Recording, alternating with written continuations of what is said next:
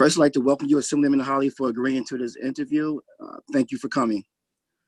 Thank you for the invitation, Councilman Cook, and greetings to everyone who has joined us this evening.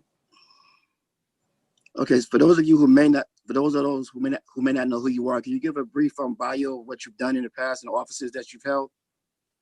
Yeah, sure, Councilman, and thank you again for the opportunity. I currently serve as the Assemblyman representing the 20th Legislative District, which comprises of the City of Elizabeth, the Borough of Roselle, where I was the former mayor and councilman president and councilman at large, the Township of Union, and also the Township of Hillside. 4 towns that represent the 20th Legislative District, and we're in District 20. And I'm currently serving in my 5th year in the State Assemblyman as the first African-American to hold this particular seat here in the 20th Legislative District. It is quite an honor to serve. Been in public office for 15 years as a councilman, as I mentioned, as a mayor, and now serving in my 5th year in the New Jersey General Assembly in Trenton. Okay, in the recent spate of shootings, any shootings of unarmed Black men or women, how does it make you feel as a Black man, a Black person, when you see these things happen? I mean, it's very painful in itself. I mean, no one should have to endure such a painful death. I think that as a Black man, I think you know that, and all the women as well in our African-American community, this has been going on for some time now. And I think that what we have is the ability to assess the ability to, have accessible our cameras and videos that are bringing and shedding to light a lot of these incidences that have been going on in our communities for a long time. So it's shedding some light across America and throughout the world on the continued target of African Americans, whether you're both male or female. And it's pretty disturbing. I mean, it's very painful, even as an elected official. It's pretty painful to watch, but I know all too often times when I was a young teenager or in my early 20s of being targeted and profiled by the police.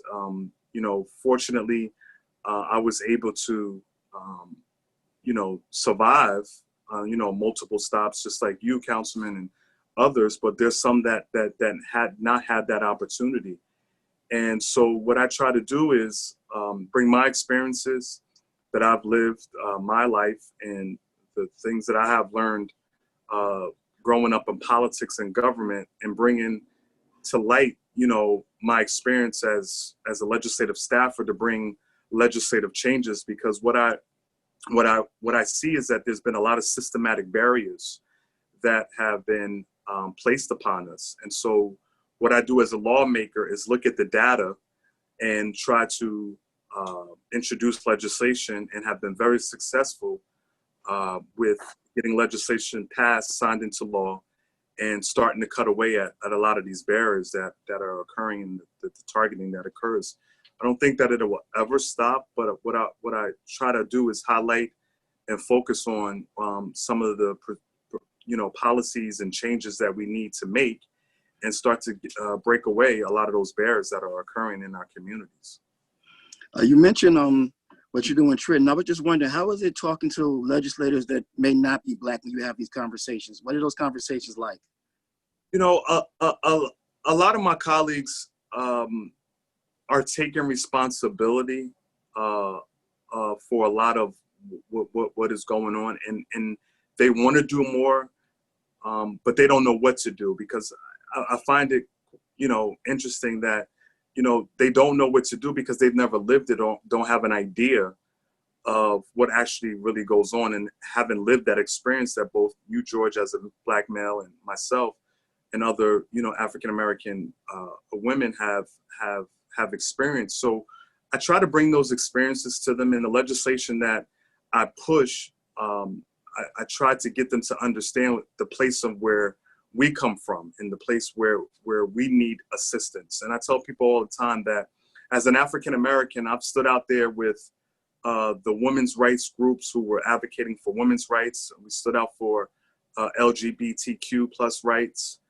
We stood out for, Jewish rights. And so now, what I'm asking is all those movements that we participated in and helped participate in getting legislation passed, that now is a very important time for us to pass some social justice laws. And we have, and I think that New Jersey is a good model to look after. And that's why I introduced the moving forward legislative policy plan that gives a toolkit, not only for the rest of the stuff that we need to do in New Jersey to start to continue to break away these barriers, but all over the country that these state legislatures need to start adopting to break away at that systematic barrier that we are confronted with. And what we're recognizing today is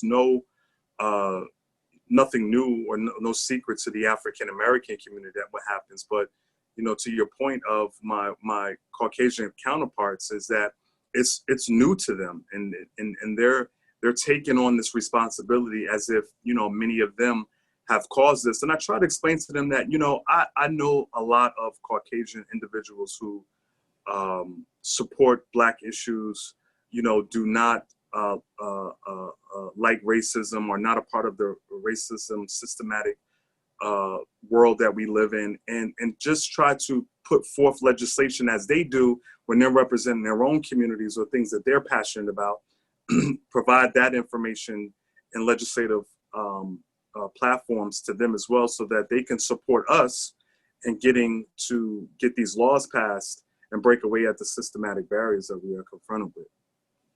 And when it comes to social justice reform, you're not new to this. Can you let the audience know things you've done in the past in regards to social justice reform?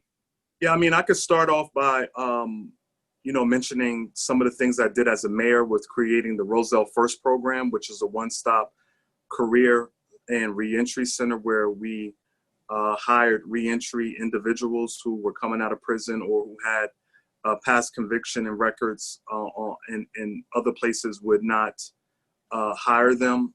We set up a office and provided job opportunities, provided resume building, provided legal assistance, just to help them try to just reinsert themselves back into the community. So that was one of the first efforts that I started when I was mayor. But as I entered into the legislature, there were a number of bills that we have passed and are signed into law, which was allowing individuals who are on parole or probation, giving them the opportunity to register to vote. Again, another barrier that was put in place after an individual served their time in jail, that they are now out in the community and want to participate and should have a participation in who's their elected officials and participate in that electoral process. So that was one of the bills that we got signed into law, removing that barrier for individuals on parole and probation. And those individuals who are watching or have family members who know that are on parole and probation, they have every right now in the state of New Jersey to register to vote. That was one of the laws that we got signed into law and is in effect now. Also, we also got the Clean Slate bill signed into law, that if you've had a record for over 10 years and you've been clean for 10 years, you have the ability to receive automatic expungement. We're going through that expungement process, and this expedited expungement. Everything up until murder, being a murderer, everything else will make you eligible on different crimes to reintegrate yourself back into the community. I feel like, and others felt like, if you paid your debt to society and perhaps have had some hard times and just made some mistakes in the past, that if you're really going to be a true citizen in this state, that we should provide you an opportunity to clear your record and provide you a clean slate so that you really truly have a second chance. Another barrier that we were able to get signed into law was the removal of the child support restrictions for your driver's license. There was a big debate that was going on in the state as it relates to immigrant driver's license. And while I had some concerns regarding the immigrant driver's license, what I was looking at was the other side of data where I saw 250,000 individuals who were on the New Jersey driver's license suspension list. And as I started breaking down the areas and started breaking down the numbers, what I saw was a high level of African-American males and African-American females who were on that restriction list. So we provided a bill and had it got inside into law that, you know, if you have certain minimal crimes, or if you were suspended for child support missed payments, and just because you may have missed a payment or two, you know, your driver's license will be suspended. That restriction is no longer there. And that may not mean a lot to some people, but it does mean a lot to that individual who is really trying to reintegrate themselves back into the community and become a real productive citizen of this state. So that barrier is no longer there for these individuals. So when you start peeling away these little barriers and start peeling away these restrictions and unrestricting them, it gives people an opportunity to be real productive citizens. And so those are some of the things that I advocated for. We also have the Earn Your Way Out bill, which was also signed into law for those incarcerated individuals. And you know that New Jersey, about 40 to 50, depending on what poll you look at and what data you look at, between 40 and 50% of New Jerseyans are African American. But we make up a prison population of over 60%. And so what we tried to do was create a program and to sign into law. And I give kudos to Senator Lesniak, our former state senator, who helped shepherd that bill while he was a state senator, and he couldn't get it done, but he still was active after his retirement and worked with many of us in the Black Caucus to get this bill done that will allow earned credits while you're in prison to earn your way out and provide you that opportunity to get education, get a skill, and earn your way out of jail on credit basis to start integrating you back into the community. All right, thank you, Assemblyman. I heard someone say today that when it comes to police reform, a lot of things will have to be done at the local and state level. What pending legislation are you working on to make those things happen? I mean, I think it's a combination of both. And I think that I just announced last week, and we officially are making it available to the press tomorrow. I introduced a legislative package, which we called it Move America Forward, which is a legislative toolkit for other state legislatures to adopt. And it's legislation that will help municipalities, it will help county governments, it will help state governments, and also there are bills that have been shepherded through the House of Representatives and the Senate in DC. So it is I think that it's a combination of every single level of government to participate in removing these barriers.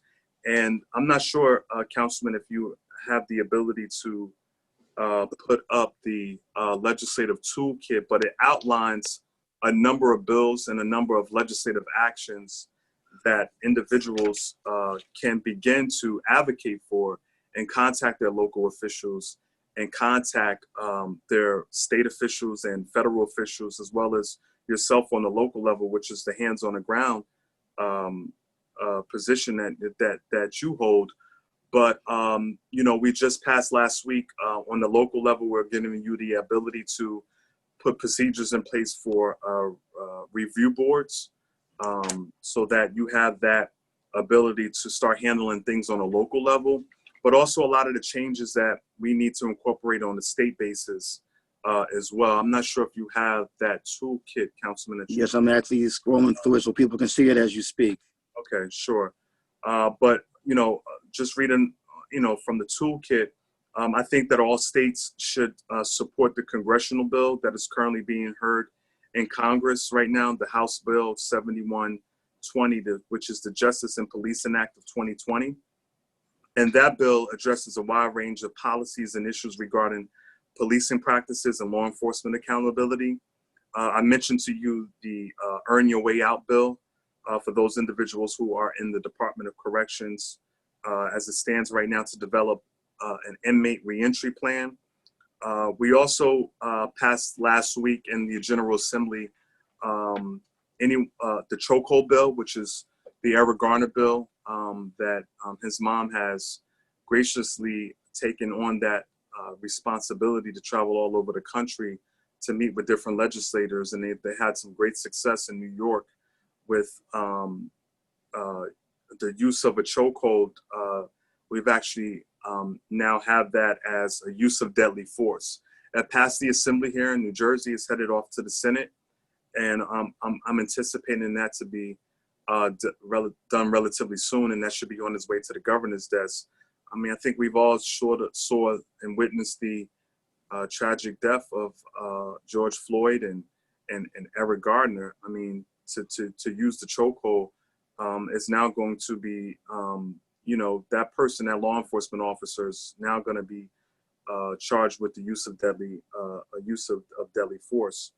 But the other things, as I'm reading down the toolkit, we revised the expungement eligibility laws and procedures, including that new clean slate model.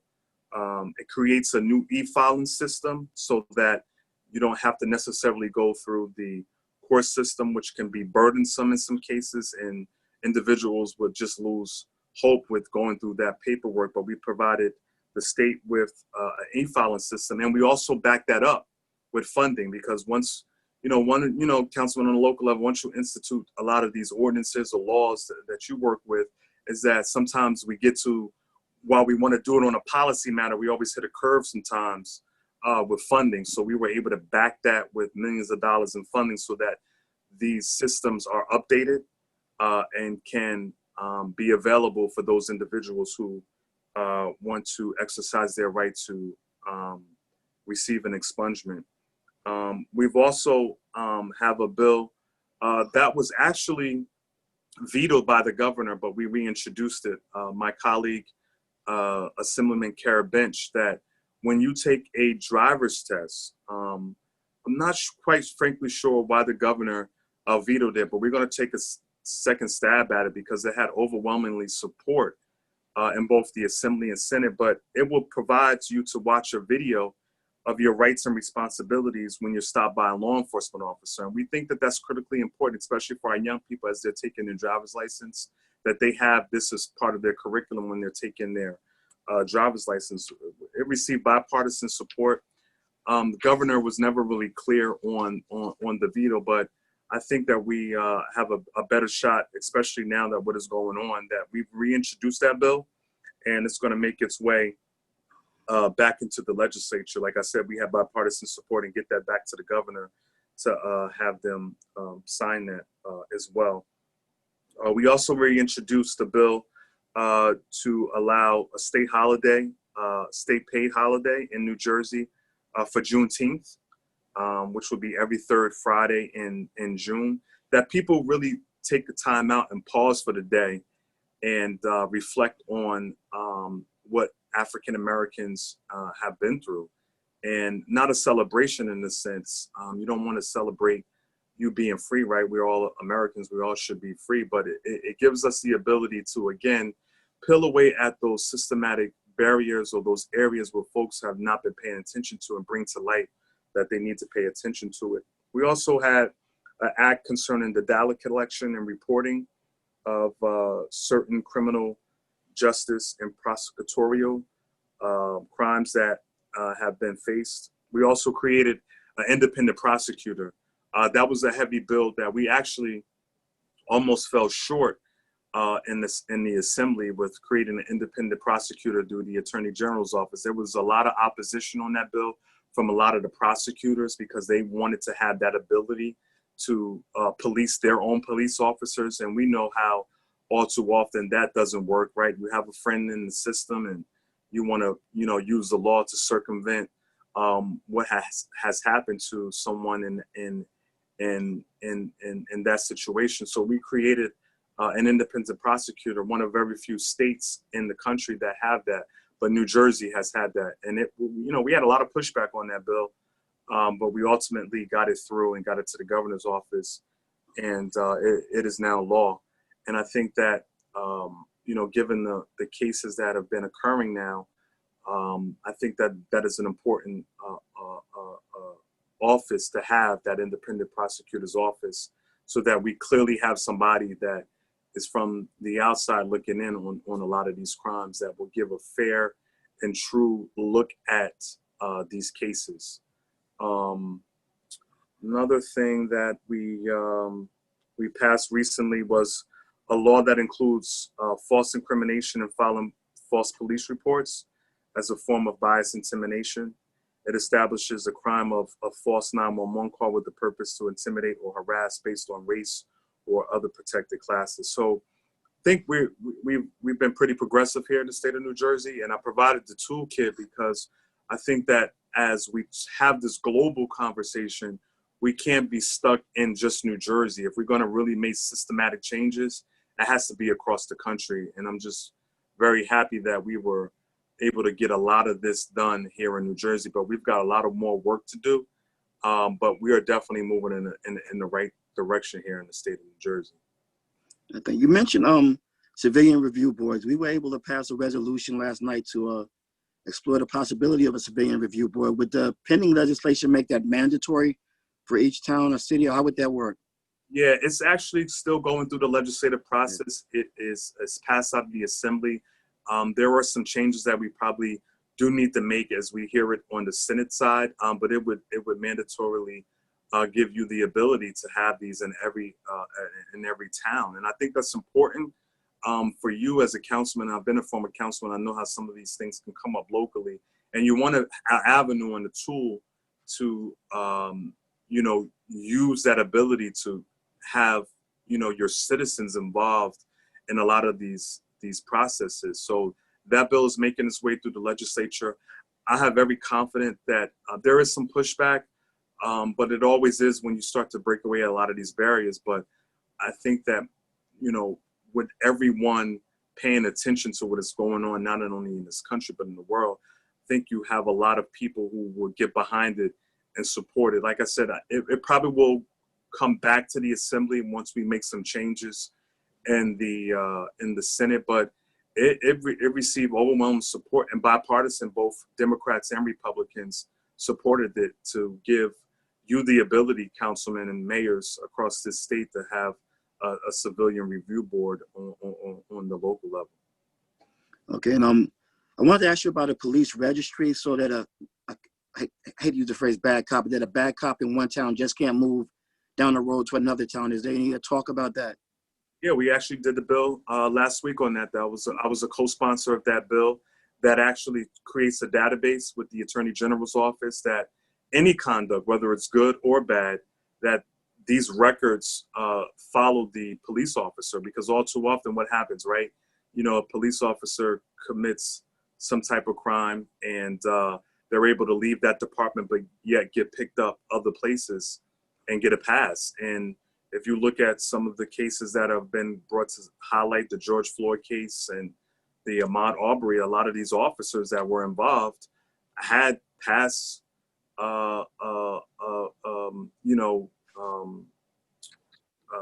disciplinary actions on their record, and they were just able to either be moved from one place to the other.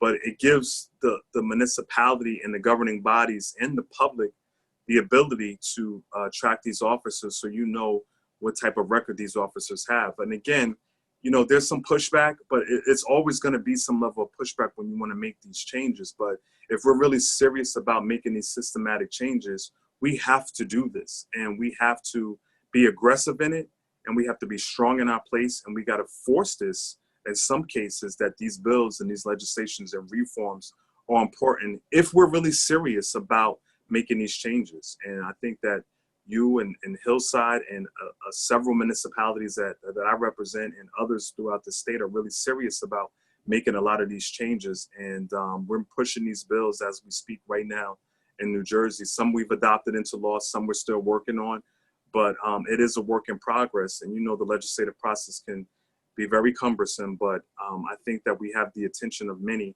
that want to make some systematic changes, and we're doing that as we speak.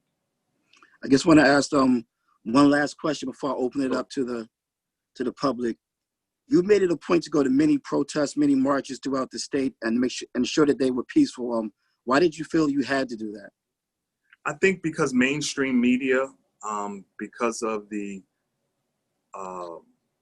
agenda that mainstream media has to grasp your attention and have you focus on a lot of what is really not the true story, is that mainstream media will have you think that every single protest that is out there in these major cities are violent and that everyone is looting.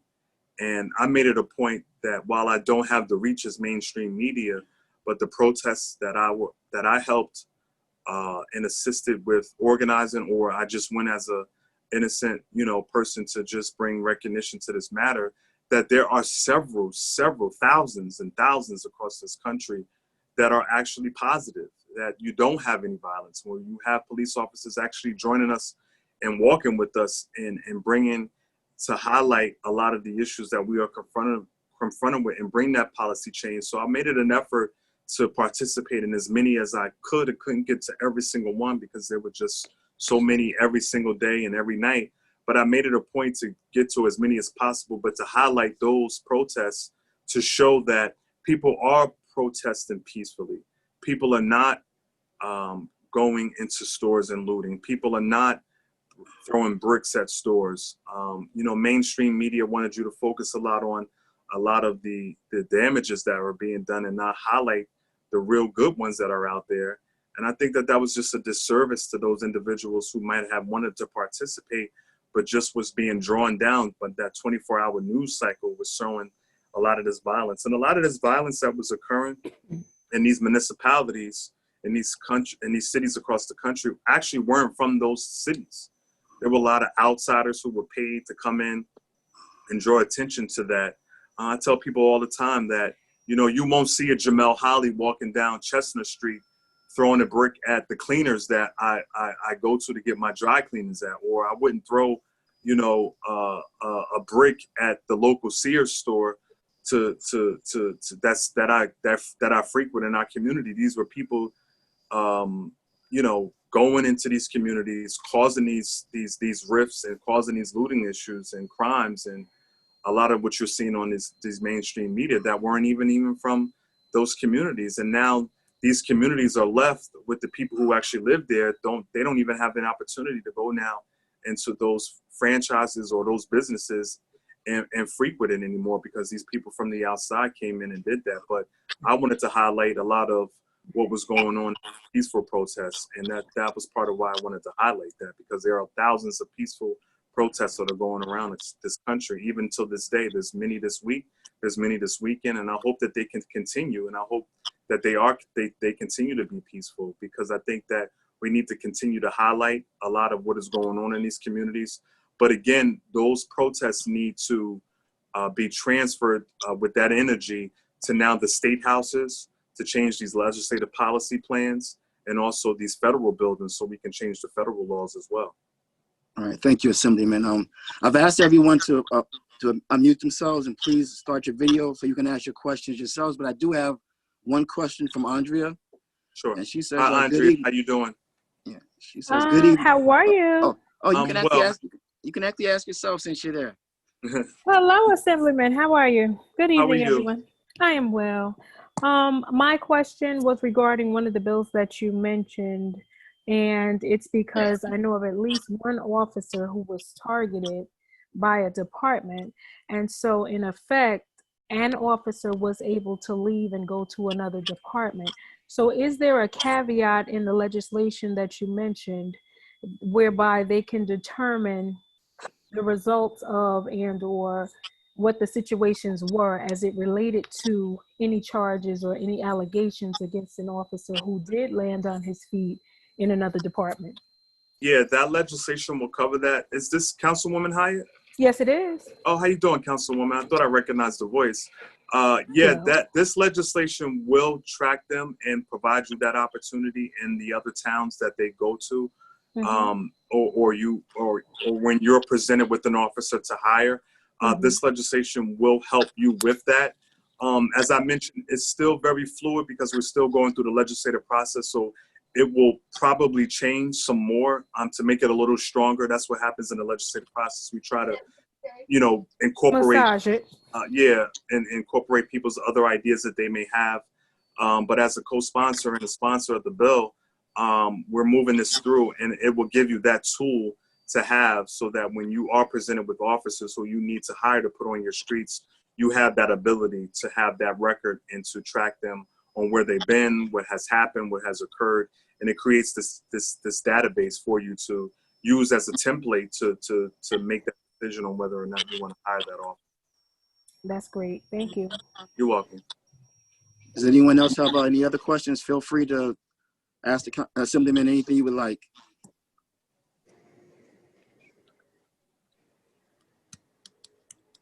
Well, you got a good crowd in Hillside.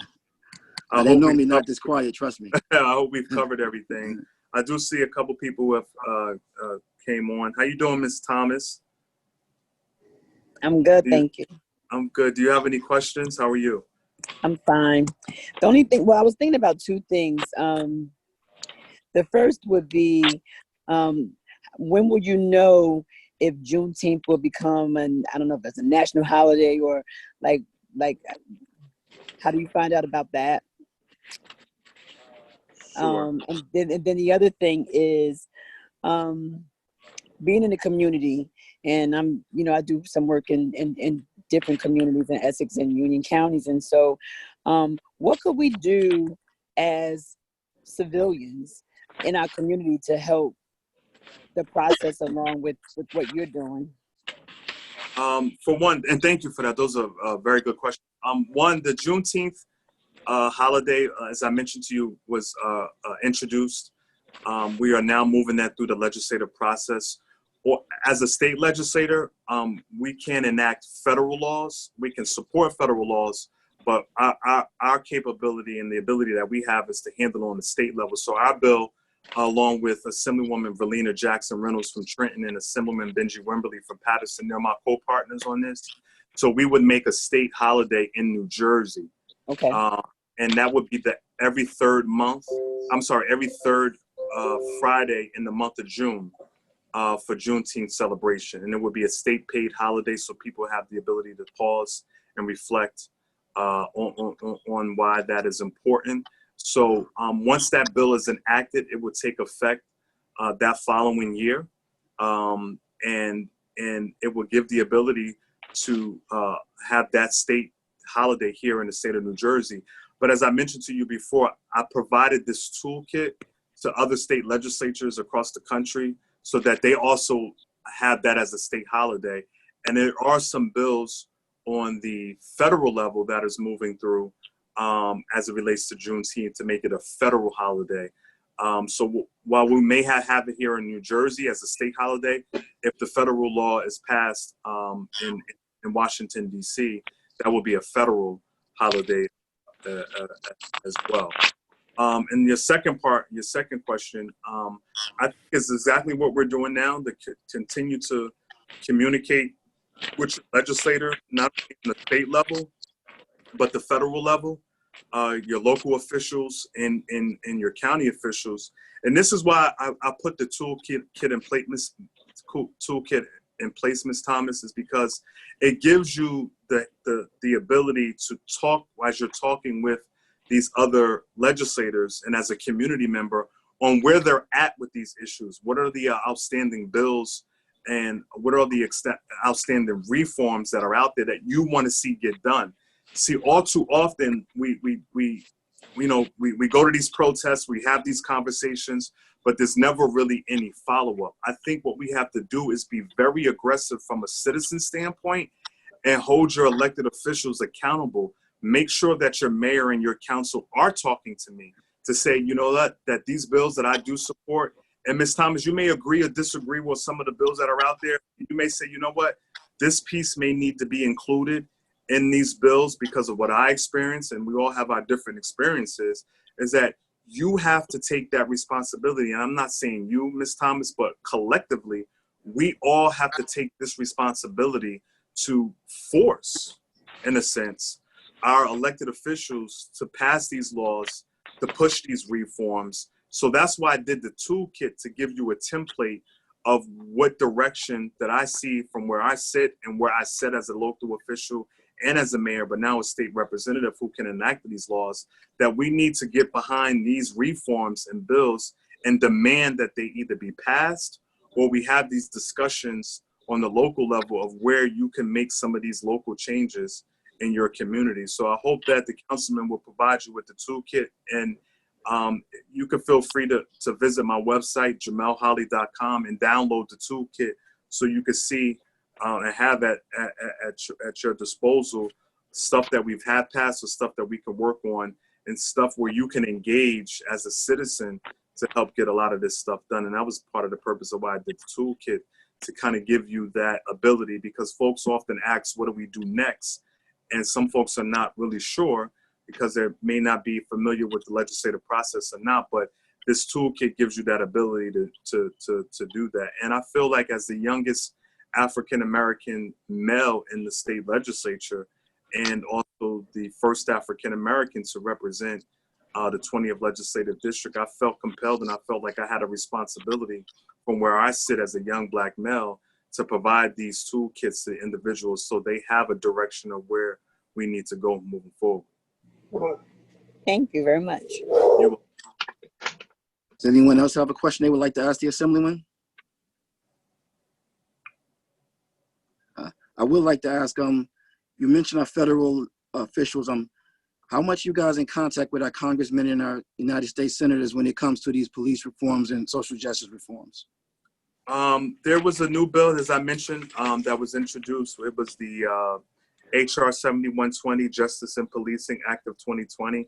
We have been in communication with them more often now with this particular bill moving through on the federal level. So we've engaged with the Black Caucus members that I'm a member of, as well as Senator Booker and some other congressmen that represent the state. So we've been in constant communication with them to give our support from them from the state level while they handle that in the federal level, but also sort of give them input on some of the things that we're working on the state level, so that bill can,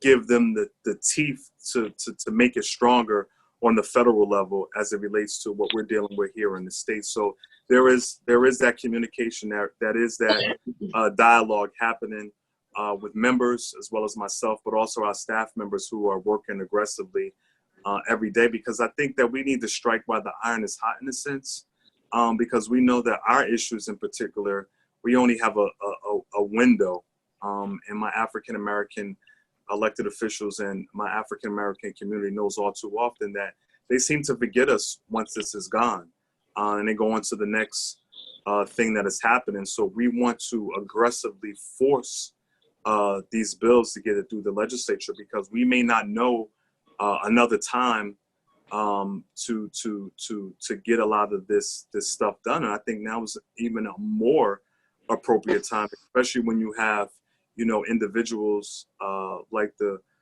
Eric Garner's mom, who I mentioned to you before, who's working with us in every single one of these states to try to peel away a lot of these layers and get a lot of these laws passed in these states. So we communicate with them, Councilman, quite often now, more than ever, especially on these particular issues.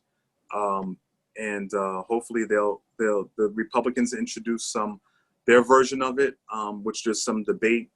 I always get frustrated with DC, because we always have these Republican plans versus the Democratic plans. And especially when you have these issues that we're confronted with, I just don't know why the Democrats and the Republicans on these issues just can't sit in a room and figure out what is the best alternative way to get this done. I mean, I can go into the Republican caucus on any given moment, and my Republican colleagues will tell you that a lot of my bills have overwhelmingly bipartisan support, because I go into those rooms and sit and talk with them. We oftentimes get caught in this political partisan battle, and where we don't need to, where we can actually come into a room and sit and talk.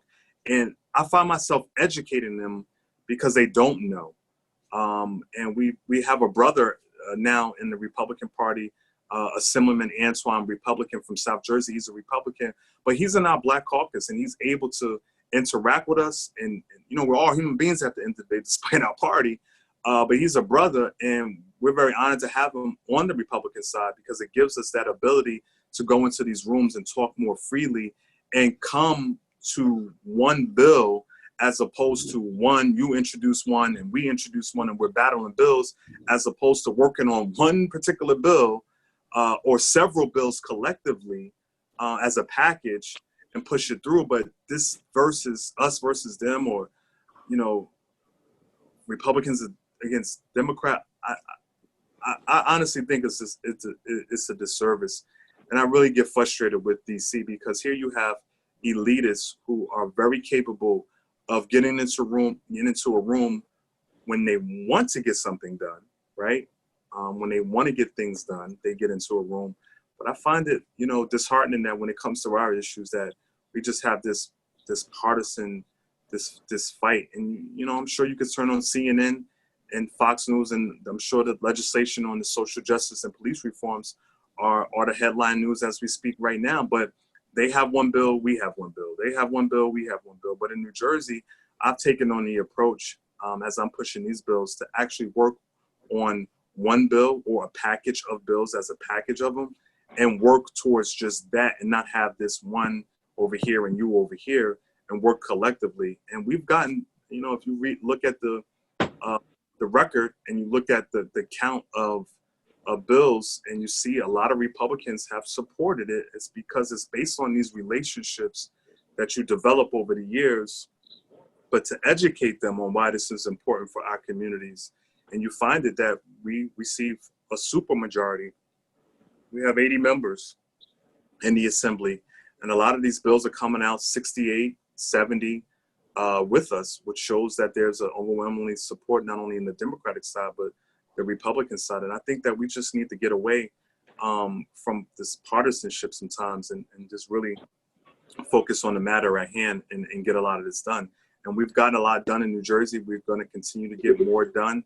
And I'm very optimistic that we will have the support of not only my Democratic side of the aisle, but also the Republican side of the aisle too. Okay, thank you. I think Ms. Haynes had a question. She had her hand up. Yes, I do. Good evening. Thank you again for Assemblyman Holley for making yourself available. So my question is not really geared towards what your topics are, but I think it is directly related to both of the topics. It's regarding education. So given the situation that we're coming out of, I'm sure you're well aware that our kids have suffered a lot when it comes to education. I just want to know what plans, or what are you guys doing when it comes to ensuring that education is going to be tailored towards each of the students' individual needs coming out of this, and ensuring that we have them in an environment that will allow them to learn and get where they need to be. Yeah, well, for one, on that piece of school funding, when I entered the legislature 5 years ago, and I believe Councilman Cook, I believe you might have been a school board member. Yeah, it was. It was a lot of school funding cuts. So it was a group of us in particular in the Black Caucus, as we were going through the budget process and dealing with the budgetary matters of the state budget. We demanded that we restore the funding, in particular our urban communities, for school funding. And we were very successful. And I'll give you case in point. And we've made it very clear that if school funding was not restored, you know, we would not vote on the budget, because as you mentioned, Ms. Haynes, school funding and our kids need to have the ability to get all the appropriate lessons and concepts and curriculum that they need. So what we demanded was we restored the school funding and make it fair across the board, and we've been very successful. And case in point, in District 20, which is Roselle, Hillside, Elizabeth, and Union, by 2021 of next year, during my 5 years as your state assemblyman, we will receive over $1 billion in new school funding formulas. And that for me was important as a public school graduate, K through 12, and I went to college to a public university. On the undergrad, I went to a public graduate school. Public education was always a part of where I came from. So it was important for me and others to demonstrate to our caucus and majority party that was in control of the state legislature that we restore the school funding. That was most importantly. So we have that now in place. As I mentioned to you, that District 20 will have over $1 billion by 2021 since 5 years ago. And that's an important track to stay on, so that it encompasses a lot of what the resources that your local school districts need to provide you that curriculum that you so desperately need on the local level. If you take a look on my website, jamelholley.com, or if you go onto the New Jersey Legislature's website and pull up my name, it will show you a list of bills that we are working on as it relates to education, but a lot of the stuff that we have also accomplished as well. And one of my first 2 years, I sat on higher education in the assembly, and education was always important. So you will see a lot of the systematic changes that we begin to make on the school district level that will give you sort of like the template of things that we're working on. But also, you know, we had a great Department of Education Commissioner, Lamont Repollet, who is now going to be back in our county as the president of King University. Lamont did a lot of new policy procedures. He was very aggressive on the Amistad Commission. But we are, as we go through this COVID, over the next several months, you're going to see a lot of the systematic changes and curriculum changes that we need to adjust to for our children. But most importantly for us, and what we continue to advocate and we'll continue to fight for, is the funding. So the funding is not lost, so that we retain the teachers, we retain the ability to have that curriculum put in place for them, so they have all the necessary tools and all the necessary screenings and all the necessary utensils, in a sense, that they need to be productive students here in the state of New Jersey. Thank you. Assemblyman, you speaking about education, it reminded me of something. Yes, we need all the tools, but if COVID-19 has shown us anything, it's shown us how big the digital divide is. Is anything being done to address the lack of equipment, the lack of internet access, lack of Wi-Fi in our communities? Yeah, I mean, we provided you, that's an excellent question, Councilman, because we need to now move towards that, just in case, you know, moving forward. We provided, I believe, the township of Hillside, but I believe, if I'm not mistaken, almost $1 million just for COVID relief to move towards that digital divide. We had the dollar amount, and I may be wrong in terms of dollar amount because we're dealing with the 4 towns, but I know we had millions of dollars just for COVID related to move you towards those dollars that you spent to move towards that digital divide, and that will continue. The only caveat to that was that your school district needed to apply. So part of the CARES funding and part of what we passed and what we provided Hillside in, and I do apologize, I don't have that number off the top of me, but I know that there was a dollar amount for Hillside. All you needed to do was, from your school district's perspective, was apply, but the dollar amount was there for you to apply to use towards that funding that you needed. And that will continue in a series of budgets. There's a series of other digital divided bills and funding bills. And as we go through the legislative process with our budget coming up this go round, you will see a lot of funding be provided for you, so you can make those gradual steps to moving towards digital divide as well. But most importantly, what we leave up to is the funding mechanism, so you have those resources for your school boards to ultimately who are going to make those administrative decisions for you on the local level. But for me, from where I sit as a state assemblyman, I wanted those resources to continue to pour down, so you didn't have that, you know, frustration of where this funding was going to come, you know, because we always, when it comes to our communities, right, it's always, how are we going to afford it? We don't want to raise taxes.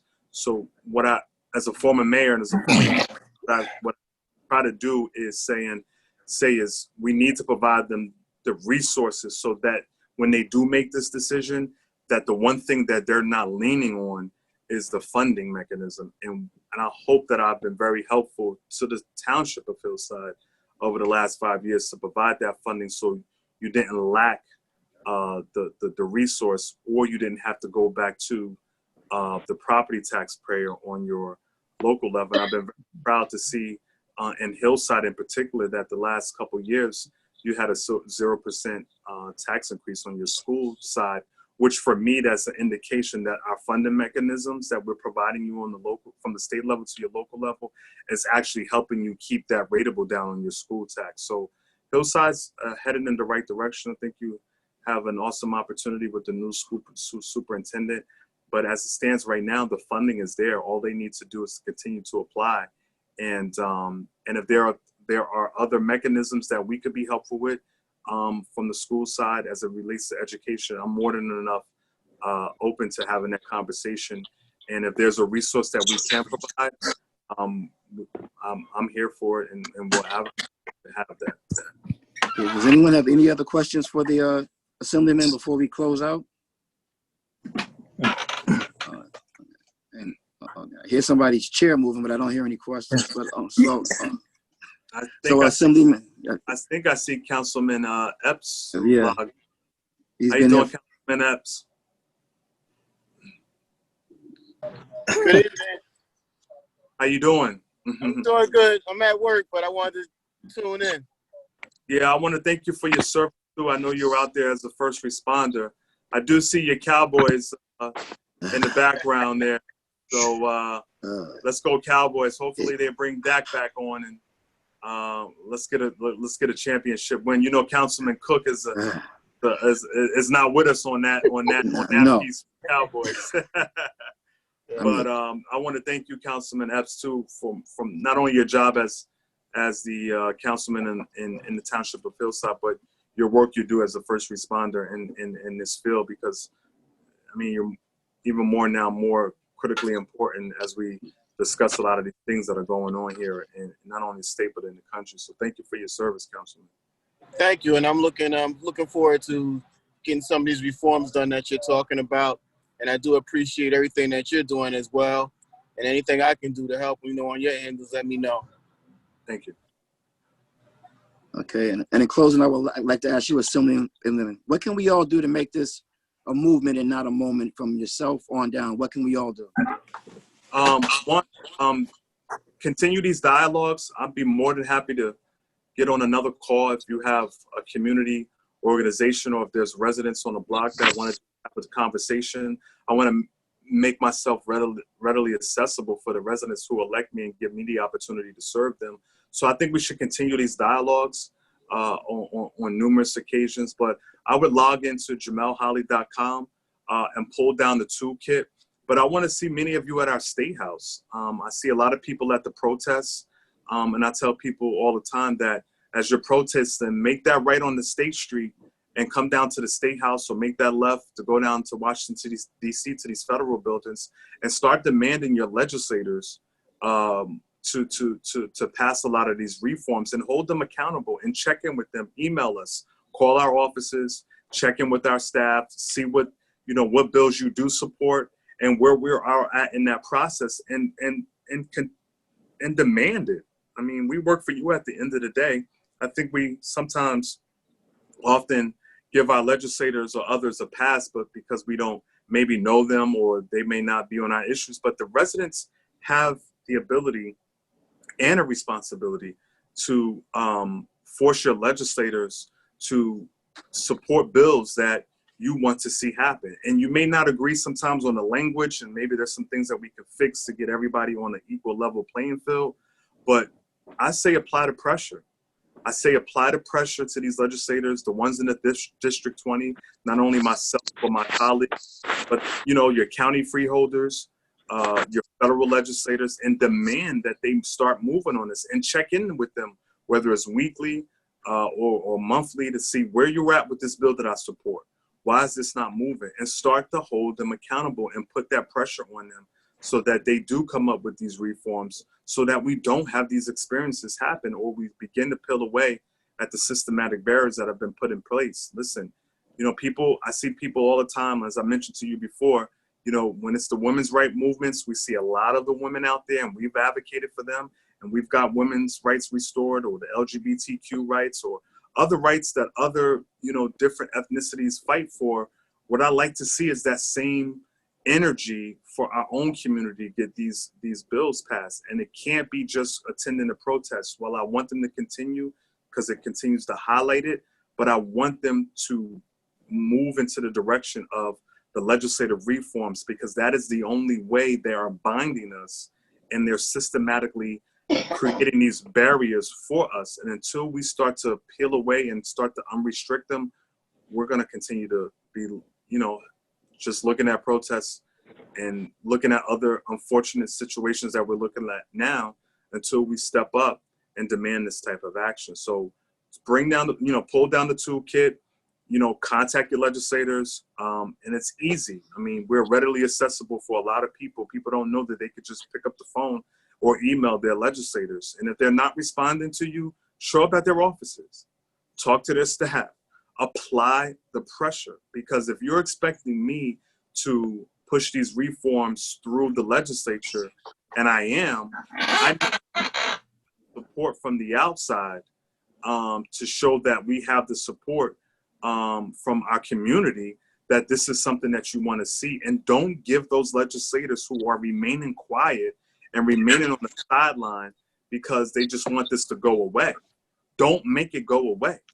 Put the pressure on them to make them vote for these things so that we get the barriers changed for our communities. And we need to strike while the iron's hot, because all too often, as we know, that these cases are highlighted and then it goes away. And then it comes back every now and then it goes away. Now is the time to continue to push this. And I'm asking for the community to apply pressure on me, but also my colleagues. I'm in your corner. I'm pushing these bills. I've had a lot of legislative accomplishments. We have a lot of laws in place that I'm sponsor of, that we've gotten to the governor in signature in law, but there's so much more that we can get done. But if these legislators on every level don't see the push and the force from you, they're going to just buy time and say, well, this is just going to go away. We'll get through this until the next thing, and not fight for your issues that are important for you. So you have an opportunity and a responsibility to do that as well. Thank you, Assemblyman Holley. I appreciate this very much. And so do the residents of Hillside. And we're going to take you up on that offer to have another one of these, because people are very interested in what's going on in Trenton and the work that you do and the work that all of you do. Thank you again, Councilman, and thank you for everyone who's joined us tonight. I look forward to it. Thank you. Thank you. Have a good night. Good night, everyone, and have a good one.